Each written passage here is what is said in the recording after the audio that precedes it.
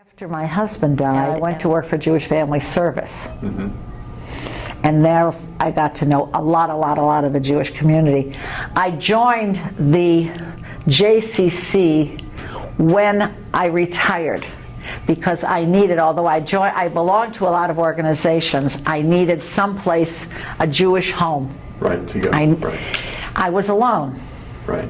I was 59 when my husband died, and I was still working. But I needed a place where there were a lot of Jewish people that I could communicate with. So I joined the JCC, and they were wonderful. They were so welcoming to me. I wasn't quite old enough for the seniors, but soon I was, and I started coming here and participating in all kinds of things, and I joined the Jewish War Veterans. A friend of mine got me into that, and I belonged to HIAS, which was the organization that brought the Russian Jews over and brought the Jews. Originally, they brought the Jews over after World War II from the camps. And I got very involved in the Jewish community. Yeah. And the Jewish War Veterans Auxiliary, and what do you do? We are probably the most active Jewish organization here, although there's a lot of great ones. We are an auxiliary of the men's group. The men have 200 members. We have 100 members. We support the Veterans Hospital. All kinds of things in the Veterans Hospital. We raise money to purchase things and do things for the veterans in the Veterans Hospital. In addition to that, we raise money for the several children's organizations here in Dallas. We take one of the veterans, usually it's someone who is dying, and whatever their last wishes are that they would like to have or do, we provide. There's so many things. I am now the bear lady. We collect stuffed animals from everywhere. They don't have to be new, although the hospitals want new ones. I put them in my washing machine and they come out perfect. I right now have about 200 of them at my house. We take them to the children's hospitals. We tour the children's hospitals and we bring them boxes and boxes of stuffed animals. We just had a membership luncheon at one of the senior residences gave the luncheon for us. We had 70 people there and they gave the luncheon, and I used the bears to decorate all the tables, and they loved it, and we got all kinds of new members. We're very busy and very active. And also we support High House. High House is an organization that has purchased 6 duplexes in the Dallas area and converted them into, each one becomes one house, and they have handicapped adults that live there. They have 1 or 2 helpers that live with them, and they live, each one has their own room. And they live in this place. They cook their own meal. They're beautiful. They are just beautiful. They furnish them themselves. It's not cheap to live there, but they do a wonderful job with them. They help them to get jobs. They help them get to their jobs if they're able to. It's a terrific thing, and we buy things for them. We don't donate money. We buy things. We've bought washing machines and television sets, and we buy a lot of big things. We raise a lot of money. Mickey, 1934 Chicago. Let's go back to those Depression times. What do you remember when you were a little girl? I was totally unaware of there being a depression. I even asked my father, when I was somewhere in my 20s, I said to my dad, we studied the Depression in school. I don't remember any of these things. What did our family do during the Depression? Did we have a problem during the Depression? My father said, believe it or not, his business flourished in the Depression. What business was that? He was in ladies' millinery. I said, I cannot believe the first thing a woman could give up would be a new hat. Yeah. If her family was starving, how could they buy a new hat? He said, the first thing that they did during the Depression was go to church. He said, and a woman had to have a hat to go to church. So they would come in and buy for $1, $2, $3, they could get a new hat, and they would feel like a new person. And this got them through the Depression. And his business thrived in the Depression. Because we lived in a lovely apartment in South Shore. My mother had a maid. I had a nursemaid that lived with us until I was 5 years old. I said, how could you afford all that? He says, everybody was in such need of work.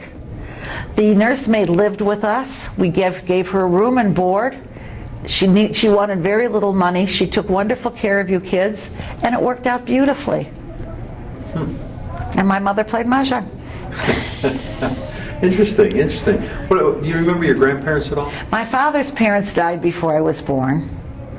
And my mother's parents, I remember my grandmother lived until I was 22, and I loved her very much. She had a heavy accent. She was from Hungary. She was a little bitty woman, little fat woman, who I thought was much older than she was, because foreign people looked older and kind of dowdy in those days. And my grandfather, my mother's father, lived till I was 7. He was hit by a car and killed on Michigan Avenue in Chicago. Gosh. The year I was born, he was hit by a car on Michigan Avenue, and he fell and hit his head on the curbstone. He was never the same after that, so I never really knew him. He could barely talk to me.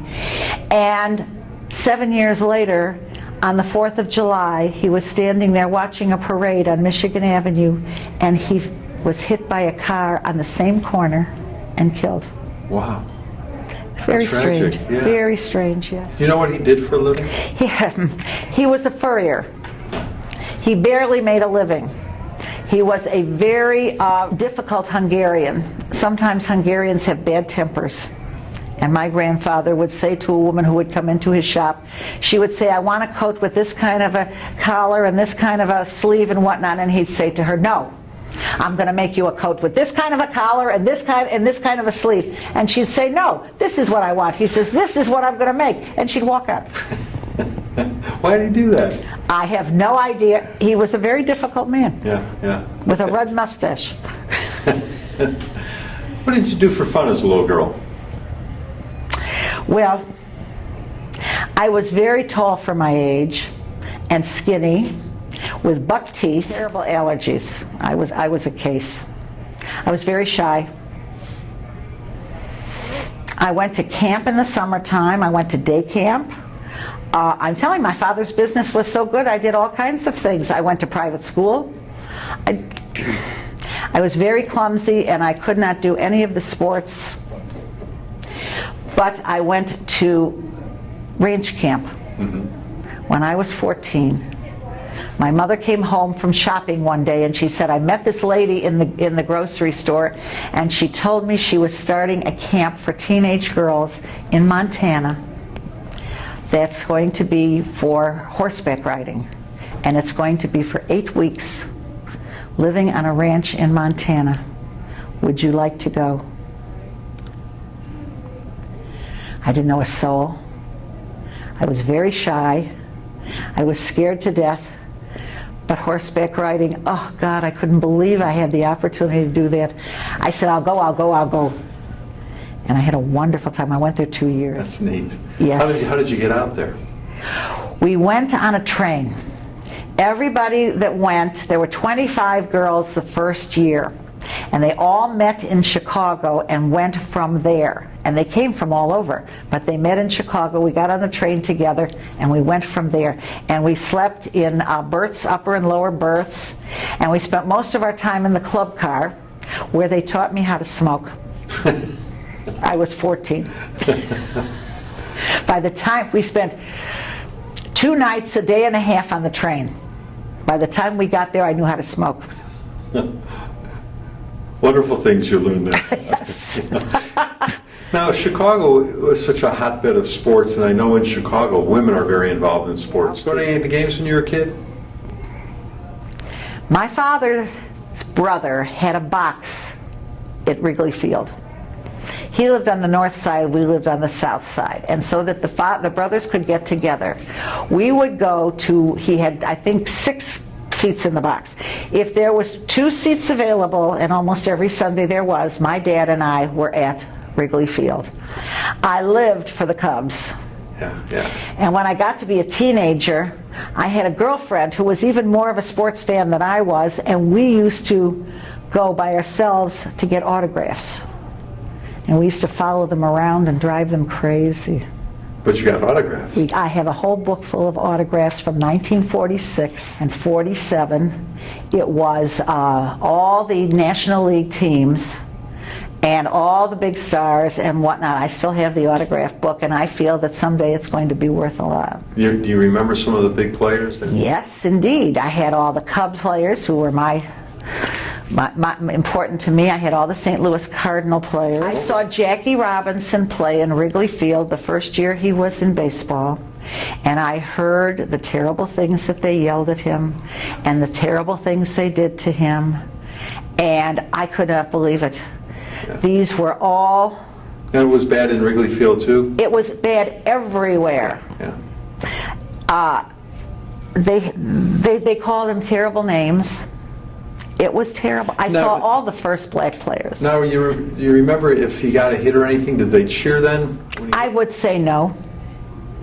I would say they would jeer him rather than cheer him. If his wife was there, I wasn't aware.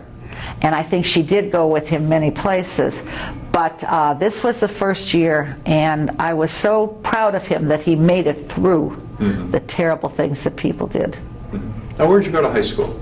I went to Hyde Park High School, which is the neighborhood where President Obama lives. And I went through 6th grade in elementary school in South Shore. I went to O'Keefe School.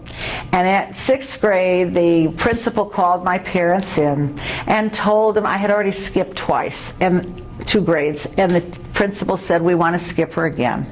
And my parents said, no, she's already a year younger than everybody in her class, even though I was taller than all of them. It wouldn't be fair to her. Well, then you're going to have to send her somewhere else, because we cannot, in those days they didn't have special programs for other students. We would suggest that you try some of the private schools if you can afford it. So my parents had a conference, and they decided that I could take the test for the University of Chicago Lab School, which is in Hyde Park also. I lived in South Shore. And my parents found out that there were going to be 100 kids taking the test, and they were going to take 20, or 10. They were going to take 10. My mother said, oh, they'll never take her. There's only going to take 10 kids. We don't have to worry about it. She won't make it. Guess what? I did. So they found a way to pay for, I was a very expensive kid. They found a way to pay for it, and I went off to the University of Chicago Lab School, and I went there for 3 years. And I had the most amazing kids in my classes. To me, they were ordinary kids just like me. But I find out that one of them her father was a senator. Jeannie Douglas, his father was Paul Douglas, who was a senator. When World War II came along, he wanted to join the Marines. And he was 50 years old, and they wouldn't take him. They told him it would take an act of Congress to get him into the Marines. And he petitioned Congress and had an act of Congress passed so he could go into the Marines. And his wife took his seat in the Senate. Wow. And their daughter was in my class. Wow. And another one was we were sitting in class one day, and we're studying the Supreme Court. And they're naming all the Supreme Court justices. And they mentioned Harlan Stone, who had just been, he just died at that time, and he had been the Chief Justice. And this little girl who was new in our school jumped up out of her seat and burst into tears and went running out of the room. And everybody looked at each other and said, what? And the teacher said, her grandfather was Harlan Stone. Oh, wow. So we had a lot of very famous people had their children in our school, but they were just kids as far as we were concerned. We had atomic scientists, we had all kinds of things. It was an adventure, but after 3 years I said to my parents, enough, I've had a great education here, but I'm not having fun like the other kids in high school. and they let me go back. If I promised that I would study very hard and get good grades, if I went back to public school, they would let me go, and I went back to Hyde Park and I graduated from there. Wonderful, wonderful. So it was worth it. Now let me ask you, let's go back a little bit. How did World War II affect your family? Well, my dad was blind in one eye from something he had as a child, and his parents were very poor and they didn't fix it. So he was 4F. He was also too old. My brother had died, so he wasn't there. My sister drove a truck for the Red Cross. My sister, who was 5'2", a little tiny thing, drove this big truck for the Red Cross as a volunteer. My mother rolled bandages. My father was a air raid warden. Mm-hmm. And I was 7 years old when the war started. Right. So I collected money for bonds, war bonds, and took it to school, and our class was in great competition for selling war bonds. Now, you mentioned your brother passed away. You told me earlier he was only 5 years old. Yes. How was that for your family? It had to be traumatic. It was something my mother never got over it. How did it affect us? I thought about it in later years, how different our family would have been, seriously, if he had lived. It would have made all the difference in the world. My mother grieved for him. He died on the 7th of January. She grieved for him the 7th day of every month for the rest of her life. He died of spinal meningitis, which is still incurable. The strain that he had, they still haven't found a cure for. Wow. All right, well, let's go after high school. Yes. College or work? College. Where'd you go to college? I went to the University of Illinois in Champaign, and very shy again. And I lived in a dormitory, and I had 2 roommates, and we had adventures. And the next semester I pledged for a sorority, and I was not that popular, I was not that pretty. I said, why do they not want me? And then I realized why they wanted me. My grades. In a sorority pledge class, you got to have all kinds of things. You got to have the most popular, you got to have the prettiest, you got to have the richest, and you got to have the smartest. Right. So that's why they took me. Well, that's a good reason, though. Where'd you meet your husband? I met my husband on Rosh Hashanah in front of the conservative temple that he went to services at. I was Reform, he was conservative.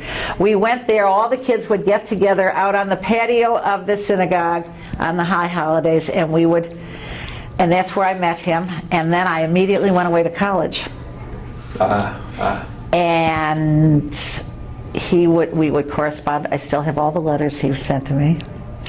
And I would come home, and yes, I guess he did come down there a couple of times. And I had a lot of dates with a lot of different kinds of guys, and the sorority made sure I had a lot of dates, and I went to many dances and parties and whatnot. And I was going with a guy who was 25 years old, and he was much too old for me, and I kept telling him he was much too old for me, and he lived in St. Louis and I was in Champaign, and he would come and visit me. He'd send me a telegram and he'd come and visit me. I might have married him if I was a little old. I was 17 and he was 25. It's a big difference in those days. I find it interesting that he would send you a telegram. He would send me this is not my husband. No, I understand. He would send me a telegram that he's coming to see me. And we'd be sitting at dinner on Thursday night or something in the sorority house, and they'd come with a telegram for Mickey Slack. Slack was my name. And I'd say, oh my gosh, and it was him. If you're free this weekend, I want to come. And then he'd call me. Okay, I was just curious, a telegram. Oh my God, yes, things were much more formal. I'm talking about 1951 and 52. Right. So how did your husband prevail? He asked me to marry him. I was 18 years old. I said, this is crazy, we're too young. My parents were beside themselves. And he says, no, we have to get married. We have to get married. I love you, I adore you, we have to get married. He literally talked me into it. I told this other fellow after I went to St. Louis twice to visit him. I met his family, I met his friends, I met all these people. My parents thought, oh my God, this is, she's in two directions.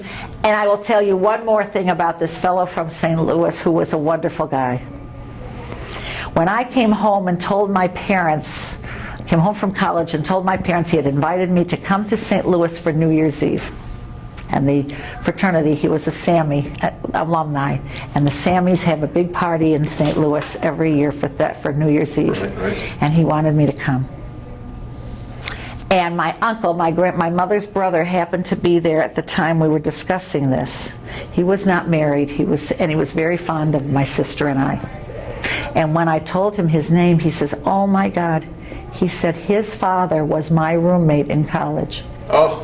Of all the strange coincidences. Wow. He says, I know him very well. I still see his father. I still go there and visit with them. He says, he's a wonderful boy. Let her go. Well, when did you get married? We got married in 1953. Okay. I was 18 and he was almost 22. We were not dry behind the ears. We didn't know what the heck we were doing. And we got married. And I quit school. And my mother said, you will promise me that someday you will go back and finish college. I had had a year and a half of college. And I said, I promise you, when the time comes and it's possible, I will go back and finish school. And did you? Yes. Good girl. 3 children later, and 10 years later, I went back and spent 4 years. I finished college when I was 32, and I got a job in Chicago, and I taught school and whatnot, and I was also a Girl Scout leader and a whole lot of other things. What did your husband get into? What was his business? Unfortunately, his father had a business. His father had Warsaw Glass, which was an automobile and window glass company. They replaced windows or even did it in new buildings, and auto glass. They had a shop where they replaced windshields and windows and whatnot. He hated it. My husband, he hated it. He hated getting his hands dirty. He hated it, but his mother kept saying, your father needs you, your father needs you, your father needs you. My husband was born with a hole in his heart. And they didn't know what it was at the time. He was born in 1930. He had a very strange sounding heart. His parents took him to every specialist in the Chicago area and other places as well. They could not figure out what was wrong with him. He was 4XYZ because the doctors listened to his heart and said, he was this big, strong, healthy guy. We don't know what's wrong with you, but we're not taking any chances, go home.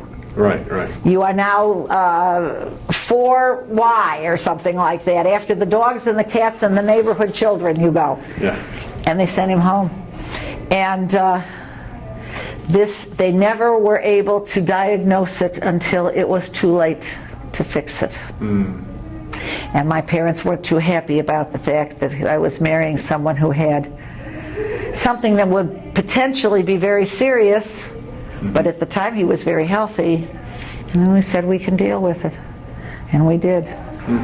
But he died at 63. Sorry. And they were amazed that he lived that long. And how did you wind up in Dallas? My father convinced him to leave his father's business and go into something different because he hated it so much. My mother-in-law was furious. My husband worked for Metropolitan Life Insurance and in Chicago, and he had a staff, his own staff in this office of about 6 guys, and one of them left and moved to Dallas. And he came back about a year or 2 later, and he said they're looking for a manager in Dallas for one of the offices, and I told him about you and I thought you would be terrific. They'd like for you to come to Dallas and interview with them to be a manager of one of their offices. And so,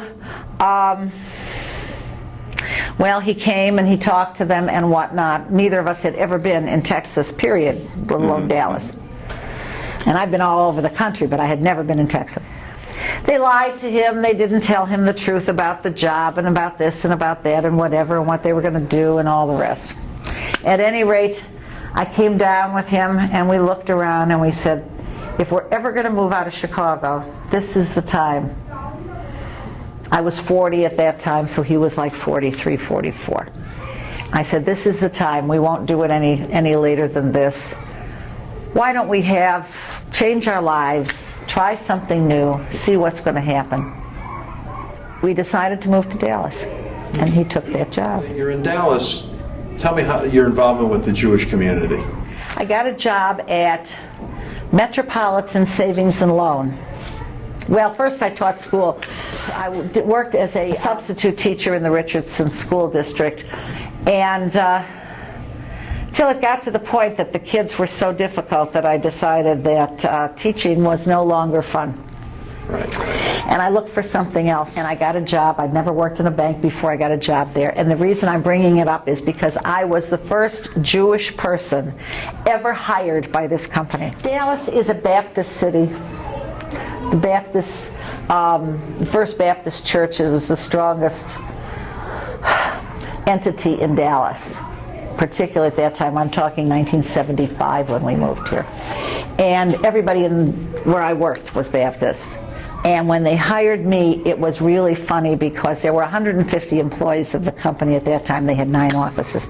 I was interviewed by every officer of the company. I was going to be a teller.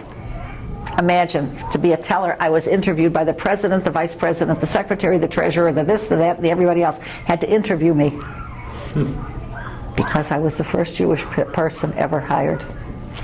And I had no experience in banking. What year is this? 1975. Okay. So I started working, and we got along very well. Everyone was very nice to me and whatnot, and I was very careful about everything that I did and said. And comes the first Christmas, and the president of the company calls me on the phone at the office. I'm still a teller. I had been there 6 months. And he says to me, it has been our practice on Christmas to give every employee a ham, a beautiful smoked ham in a box. He says, I know you are Jewish and that Jewish people don't eat ham or pork. He says, is there something else that we could provide for you instead? And I said, I hate for you to have to go out of your way just for me. I was still the only Jewish employee. So I said, I appreciate it very much, but the funny thing is, we are Reformed Jews, and my family is very fond of it. I'd be very glad to accept it, which I probably should not have done, but at any rate, a couple of years later, I get a phone call from the president again. I just wanted to tell you that I have just hired another Jewish person. Oh, wow. He felt it important to call me and tell me that there were now 2 Jewish people working for the company, and he told me all about this young man. Wow. Anyway, that was my Jewish tie to the job, which I stayed with them for years, and then I left there after my husband died, and I went to work for Jewish Family Service. Now, in your lifetime, you've lived through so many momentous occasions. Of course, World War II, the assassination of John Kennedy, something good, the moon landing, the first one in '69, and of course the tragedy of 9/11. Was there something that really stood out on the national scene? I guess the most stunning event was when President Kennedy was killed. We were not living in Dallas. I was in school, actually. I had gone back to college, and I was in school in Chicago when, over the PA system at the school, they announced that the president had been killed. It was like a gloom settled over the room. It was filled with people. Everybody put down their pencils, picked up their books, and like zombies walked out of the room, walked down the hall and into the parking lot. Not a word. There was not a sound. Got into their cars and drove home. Mm-hmm. And we sat in front of the TV set for 4 days and cried. Mm-hmm. Now, you and Bill had 3 daughters, Yes, 5 grandkids, yes, 1 great-grandchild. yes. What advice does great-grandma want to leave to that next generation? Our family motto has always been honesty above all. You must be honest with your family, honest with your friends, and do unto others. We live the golden rule. That is my religious feeling and my life feeling, that what you do, what you want others to do for you is what you will do for others, always, if it's at all possible. Well, thanks for doing this This today. is how we love. Thanks for doing this today. You did great. I thank you very much.